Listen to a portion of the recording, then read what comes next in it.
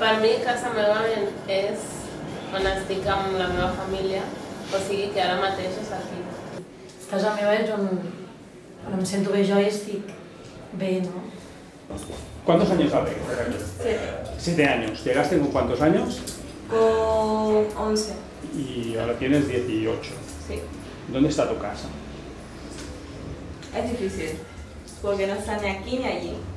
Tengo 2 años y 6 meses aquí. 2 años y 6 meses. Cuando llegaste mayor que en casa. Sí, claro, llegué con ¿Dónde está? 6 casas. ¿Tú tienes claro dónde está tu casa? No sé, según mi casa yo me he adaptado demasiado rápido aquí. ¿Tú tienes claro dónde es casa teva?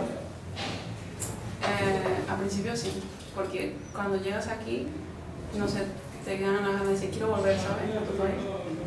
Pero ya con los años, como que ya no tienes las mismas ganas que tenías al principio. Por ejemplo, mis padres me dicen, ¿te quieres volver a Bolivia? Yo le digo, sí, pero para ir y volver después. Yo creo que estoy más aquí porque estoy bien aquí que allá, porque yo no quería estar allí ni con quien estaba, no quería estar allí.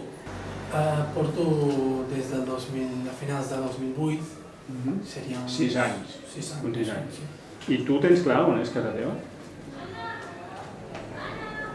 És que no penso ni viure a Pakistan ni a Espanya. Llavors, per això no puc dir on està exactament, sinó com que tinc plans d'anar a Canadà, llavors espero que Canadá sigue el lloc. Yo quiero quedarme aquí para conocer cosas nuevas, experimentar cosas nuevas, tal vez viajar, experimentar, conocer nuevos horizontes, no sé.